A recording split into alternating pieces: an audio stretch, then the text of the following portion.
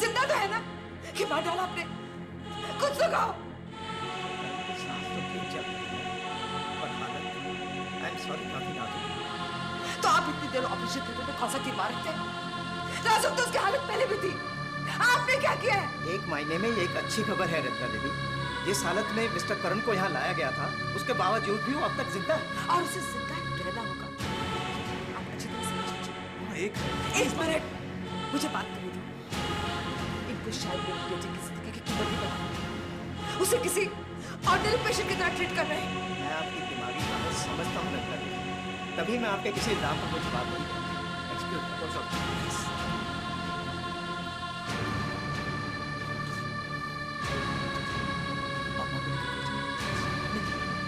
मैं कहीं नहीं जाऊंगी। यही रहूंगी। समझने की कोशिश करो, लेकिन परेशान होकर इस तरह डॉक्टर्स पर बेबुनियाद इल्जाम लगाओ, क्या तुम करण को बचा पाओगी? नहीं। अगर तुम्हारा करण जिंदगी और मौत में है, उसे सामने से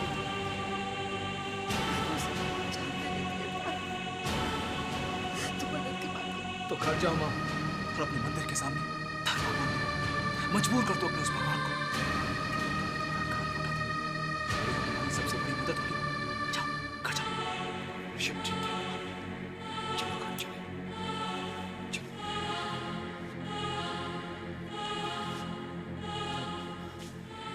I'm very sorry for all this. I hope you understand. मुझे बताइए करण की असल हालत है क्या?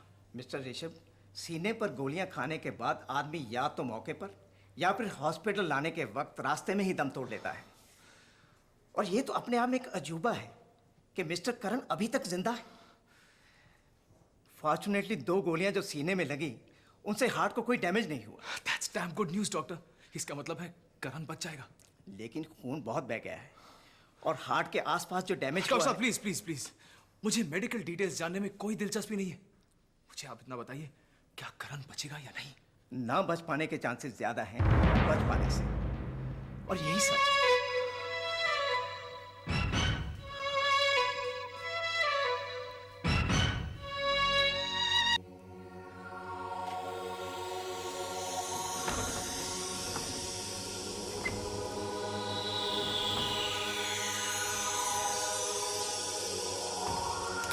हवलदार साहब, कागू ताला चाबी पे इतना मेहनत कर रहा हो भाई।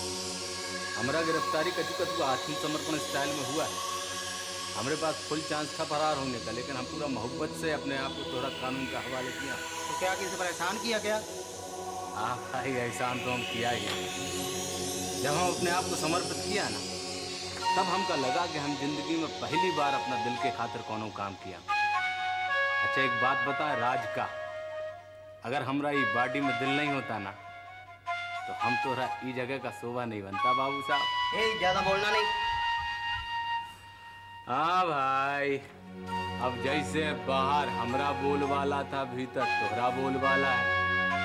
पिंजड़ा में कैद शेर को तो कोनो भी पिद्दी पहलवान हड़का ही सकता है, तो तुम हड़का लो। वरना क्या करो, भला भला दफा ठोक दोगे, ठोक देना। वैसे भी हम पर बहुत तेरा दफा लगने वाला है, और बहुत सारा जिंदगी हमका गुजारना है तुम लोगों के साथ। लेकिन जो हमरा जिंदगी को जिंदगी बना गया, उसके साथ पता नहीं अब कभी जिंदगी गुजारना नसीब। कासू हमरा जिंदगी में पहले आ जाता ना, तो हम दुनिया के सबरे कठिन रास्तों को आसान बना देते।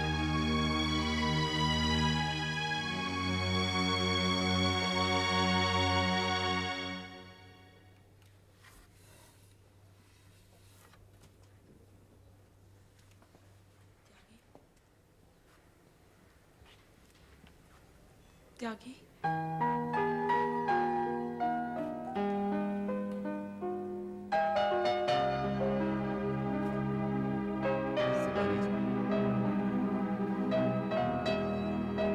शिवानी जी, पता है आप हमरे नए पते का पहला मेहमान। इस पते पर मेरी खुशियाँ रहती हैं। कैसे हो?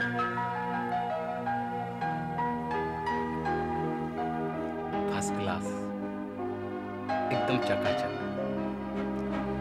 वैसे शिवानी जी, बाहर वाले लोगों में ये जगह का कछु बुरा अब्बा फैला हुआ है। ये जगह इतना बुरा नहीं है शिवानी जी, हम बहुत कंफर्टेबल हैं। थोड़ा सा फासला क्या हो गया हम दोनों के बीच? मुझसे झूठ बोलना भी सीख लिया तुमने। भाई अब नया जगह पर रह रहा हूँ हम, तो नया स्टाइल तो अपनानी पड़ेगा ना। एक तो सच्चा बात बोल दूं हम शिवानी जी, ये जो फासला हमरे और आपके बीच हुआ है,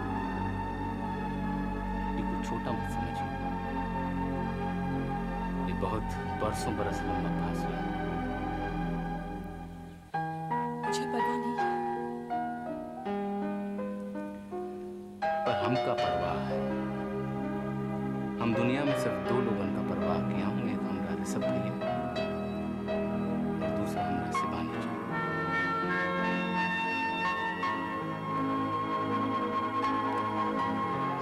तुम क्या कहना चाहते हो? शिवानी जी, हम सिर्फ इतना कहना चाहता हूँ आपसे कि हमरा परवाह का खातिर आप त्यागी की तरफ से लापरवाह हो जाइए। ये आदमी तो गया अंदर, पता नहीं को कितना लंबा सफर, लेकिन आप अपना जल्दी बाहर आबाद कर लीजिए। मेरी जिंदगी सिर्फ तुम्हारे साथ आबाद हो सकती है त्यागी। अब भाई साहब, बचकाना बातें ना करिए आप। हमरा और आपका दिल जोर मारने से क्या होगा, हम बाहर तो आ नहीं सकता हूँ। और अगर पूरा जिंदगी दिल के सहारे चल रहा होता तो ऊपर वाला दुनिया में और हमरे शरीर में ही तमाम पार्ट काय बनाता। शिवानी जी, ये जो आदमी था ये मुजरिम था, गुनहगार था। इनका सबसे पहला रिश्ता पुलिस से तब बन गया था जब इन्हें पहला गुनाह किया था। हमारी जिंदगी में ही पुलिस वालन के बाद कोनो दूसरा रिश्ता आता।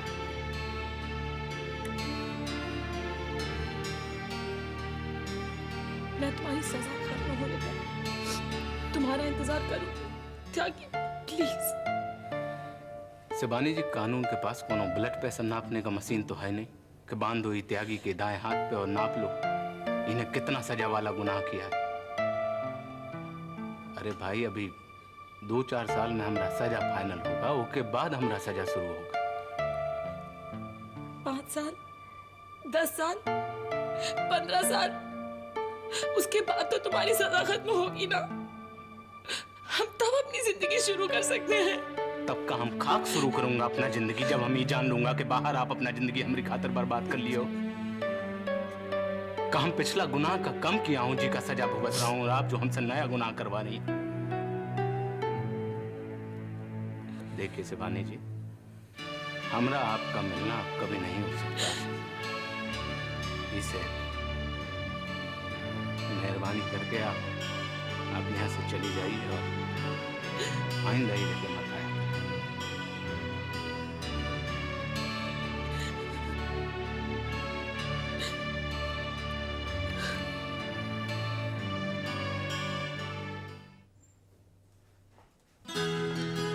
हाय रेनू।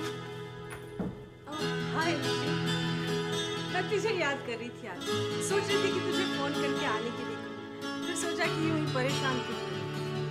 मैं भी सुबह सुबह उठकर सोच रही थी किस तरह अपने आप को परेशान किया जाए, इसलिए मैं तेरे पास चली आई परेशान होने के लिए। तुम मजाक कर रही हो। तेरी तरह बकवास तो नहीं कर रही हो ना? और दोस्ती में कैसे परेशानी? मेरे बुरे वक्त में तूने मेरा साथ दिया था और तेरे बुरे वक्त में मैंने तुझे सहारा दिया। दोस्ती का तो ये आम पहलू है। Okay Baba, I'm sorry। अब तो कहीं दोस्ती की शान में गाना गाना मत शुरू कर देना। मैंने एक लफ्ज गलत क्या कह दिया, तूने तो पूरा लेक्चर ही सुना दिया। ओके चल रहा है, ये ले फुल लाइन। क्या ट्यूनिंग है? आज तो तू मेरे बिना कहे ही मेरे मन की किए जा रही है। मैं सोच रही हूँ कि मैं सारा काम करके बाजार जाऊँ और फूल लेकर आऊँ, लेकिन तू मेरे बिना कहे ही आ भी गई और फूल भी ले आई। वाह यार, क्या बात है। अब तू मेरे शान में गाना गाना मत शुरू कर देना। मैं दोस्ती की शान में गाऊंगी। ये दोस्ती हम नहीं छोड़ेंगे, छोड़ेंगे। क्यों क्या अचानक क्या हो गया? तू आज घर साफ करने लगी? मुझे कह दिया होता, घर से एक नौकर भिजवा देती, तेरी मदद करता। नहीं निशी, ये जो सारी गंदगी है ना, ये सब मेरा किया धरा है। मेरा घर ही नहीं, मेरे दिल दिमाग मेरे जहन पर गंदगी की इतनी परतें जम गई हैं कि किसी के साफ करने से साफ नहीं होंगी, मुझे खुद करना पड़ेगा। रीनू, तेरे मुंह से ये बातें बहुत अच्छी लग रही है। इट्स ऑल ड्यू ये बातें तेरे मुंह से बहुत खराब लग रही okay okay okay okay, I am sorry. लेकिन निशी, मैं सच कहूँ, मेरा दिल कर रहा है कि मैं इस घर को फिर से सजाऊं, इस घर को घर जैसा बना दूं, इतना सजा संवार दूं कि बार बार यहाँ लौट कर आने का दिल करे। जो लोग घर लौट आते हैं उनके भटकने की गुंजाइश बहुत कम हो जाती है। तो बिल्कुल ठीक कह रही है।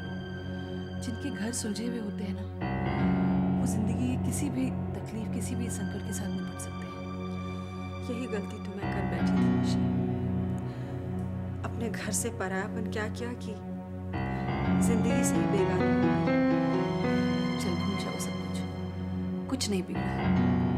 बहुत उम्र पड़ी है, जिंदगी को दोबारा सुधारा जा सकता है, दोबारा उसे अपनाया जा सकता है। बस थोड़ी सी कोशिश की जरूरत है। निशी, मुझे अपनी कोशिश पर इतना भरोसा नहीं है जितना मुझे तेरी कोशिशों पर एतबार है। मैं तो अपने आप को बर्बाद ही कर चुकी थी। शराब के उस चक्कर में मैंने तो अपने आप को बिल्कुल ही बेकार कर डाला था। अगर तू ना होती ना। ओहो रीनू, बस कर यार। What is this? ये शुक्रिया, मेहरबानी, थैंक यू, सॉरी, उफ। देख, इन सब लफ्जों का इस्तेमाल करना अच्छा नहीं लगता दोस्ती में। दोबारा तूने ऐसे लफ्ज के इस्तेमाल किए ना, तो मैं तुझे छोड़कर चली जाऊंगी।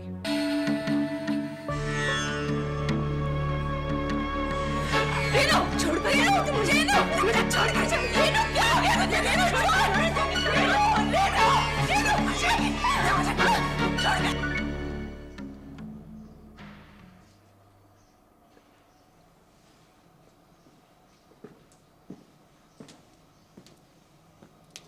त्यागी, सब भैया आइए। आपको यहाँ आते हुए ऐसा नहीं लगा जैसे कोनो वीआईपी आदमी से मुलाकात करने जा रहे हो? कैसा सुरक्षा का इंतजाम है चारों तरफ, है ना? त्यागी, मुझे यहाँ आते हुए ये जरूर लगा कि कहने को मैं चाहे जो कुछ भी हूँ, लेकिन हूँ बड़ा मामूली आदमी। ये होते हुए तुझे यहाँ कैद कर दिया गया और मैं कुछ भी नहीं कर पाया यार। कहा भैया, हमरा दोस्त हो के हम ही से कॉम्प्लेक्स खा गए। भैया, कोनो बड़ा खास चीज को ही तो कैद में संभाल के रखा जाता है ना। क्यों त्यागी, क्यों ये बनावटी हंसी हंसकर मुझे बहलाने की कोशिश कर रहे हो तुम? मुझे तुम्हारी बनावटी हंसी भी दिखाई दे रही है और तुम्हारी असली आंसू भी नजर आ रहे हैं साफ। आंसू? हमरा आंख में आपको आंसू नजर आ रहा है? कहा है भैया का यहाँ का प्रकाश व्यवस्था बड़ा ही विचित्र टाइप का है। बाहर से देखने वाले आदमी को यहाँ का चित्र बड़ा उल्टा दिखाई पड़ता है। हम रिक्वेस्ट किया हूँ यहाँ के दरोगा से, यहाँ का लाइटिंग थोड़ा सा चेंज करवा दें। अरे भैया, हमका कोनो तकलीफ नहीं है यहाँ पे, हम बहुत आराम से। जब हमका तकलीफ नहीं है तो हमारा आंख में आंसू कैसे आए? दिखाई दे रहा है मुझे तुम कितने आराम से हो, सब दिखाई दे रहा है। हमरा बात छोड़िए, पुलिस वाला लोग आपसे जलने लगेगा। कैसे ही पुलिस डिपार्टमेंट हमरे ऊपर अपना अधिकार समझता है, बहुत मेहनत करता है हम पर, बहुत सेवा करता है। वो आपको हमरा इतना चिंता करता देखेगा ना तो आपसे जलन हो जाएगा उनको। आप ही बताइए करण बाबू कैसा है? करण तो वैसे का वैसा ही। सीने में से गोलियां निकाल दी गई हैं और डॉक्टर्स कहते हैं हार्ट को भी कोई डैमेज नहीं हुआ, लेकिन उसके बचने के बारे में वो लोग कुछ नहीं कह रहे। कहते हैं हार्ट के आसपास की मसल्स डैमेज हो गए, इतना खून बह गया है कि भैया हमका ये सब डिटेल में ना बताइए। ये एक एक बात जैसे हंटर पड़ता है ना जिस्म पर और चमड़ी उधेड़ देता है, बिल्कुल वैसा हो रहा है। भैया हम बहुत गुनाह किया हूँ। हमरे जैसा मुजरिमों को तो जंगल में रहना चाहिए, रिश्ता बनाने का कोनो अधिकार नहीं होना चाहिए। किसी बात मत करो प्लीज। गुनाह हम लोग करता हूँ तो सजा भी हमें लोगों को मिलना चाहिए। लेकिन देखिए, हम आपको दर्द दे दिया और शिवानी जी का आंखन में आंसू। शिवानी शिवानी यहाँ थी? भैया मैं आपसे गुजारिश करता हूँ कि उनको दोबारा यहाँ मत आने दीजिएगा। कानून का कोई भी सजा हम झेल सकता हूँ, लेकिन हमारी वजह से शिवानी जी को सजा झेलते हुए हम नहीं देख सकता। जगी, सब ठीक हो जाएगा यार। हाँ? भैया जो हमरा होना था सो हो गया, अब कछु ठीक नहीं हो सकता। लेकिन आप शिवानी जी से कहिए कि वो यहाँ से चली जाए और हमारी वजह से अपना जिंदगी खराब ना करे। वो दूसरा जिंदगी शुरू करे। एक कानून जो हमका सजा देगा ना भैया, वो हम भुगत लूंगा, लेकिन शिवानी जी अगर हमारी वजह से अपना जिंदगी खराब करेंगी तो ये दोहरा सजा हम नहीं भुगतेंगे। इससे आपसे हाथ जोड़ के हम प्रार्थना करता हूं कि उनको ये बात के लिए मना लीजिए। यार त्यागी, बड़ी मुश्किल में डाल दिया तूने यार। सीने से दिल कैसे निकाला जाता है ये मुझे नहीं आता। लेकिन ठीक है, तेरे लिए ये भी कर दूंगा यार, ये भी कर दूंगा।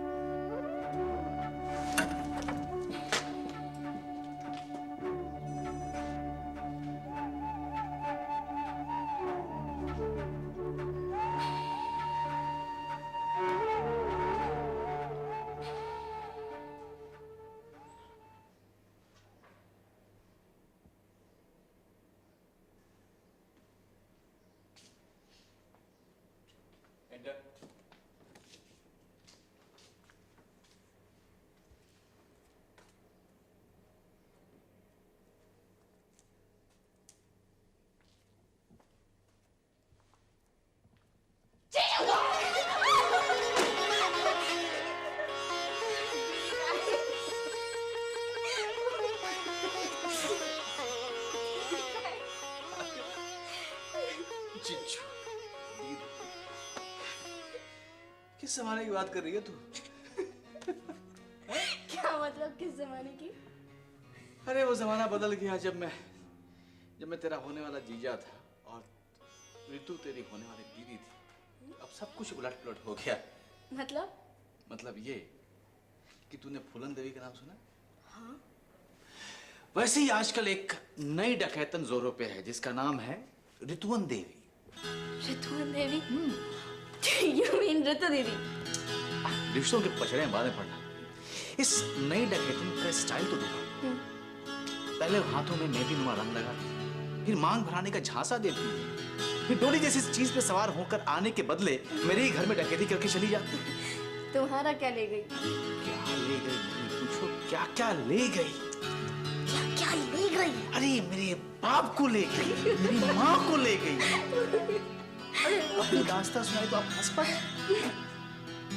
अंकल आंटी को कहाँ ले गई? अरे कहा था कि पीछे वाली मार्केट तक जा, लंच तक वापस आ जाए। फिर बाद में पापा का फोन आता है, बेटा तुम लंच बाहर कर लेना और सुनो डिनर पर भी हमारा इंतजार मत करना, हम लोग जरा बेटी के साथ शहर घूम के आ रहे हैं। बेटी के साथ। अच्छा तो मतलब बहू बनने से पहले ही बेटी बन चुकी। ये तो सीरियसली स्पीकिंग चाहती है कि मेरी और ऋतु की शादी। तो अपने पापा का पर्सनल फोन नंबर देना। क्यों? मेरी शादी एक ही सूरत में हो सकती है। तुम मुझे अपना भाई बना दो और तेरे पापा मुझे गोद ले ले, फिर मैं सुनील मल्होत्रा बनकर ऋतु वर्मा से शादी कर लूंगा। प्रोग्राम में थोड़ी सी तब्दीली ये होगी कि यहाँ से बारात लेके जाने वाला था, अब मैं यहाँ बारात लेके वापस आऊंगा। प्लीज अपने आंसू पोंछ लो प्लीज। क्या सुनील तुम भी? आंसू पोंछ लो। ये तो खुशी के आंसू है। खुशी के आंसू? बदतमीज। सुनील भैया बोल।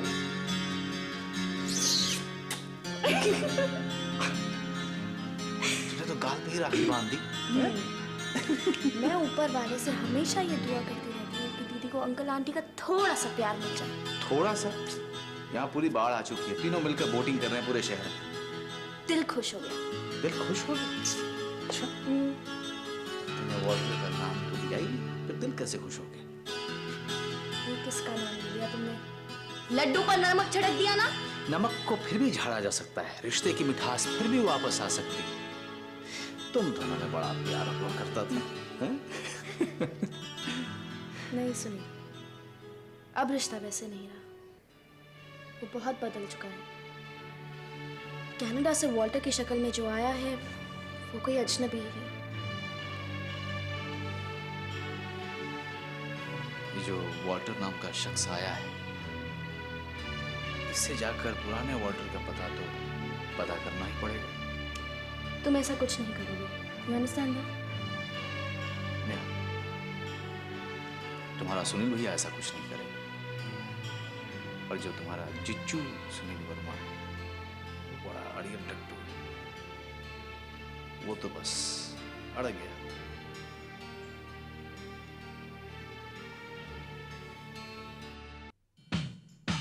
वफा मोहब्बत नफरत प्यार दौलत शोहरत भागम भाग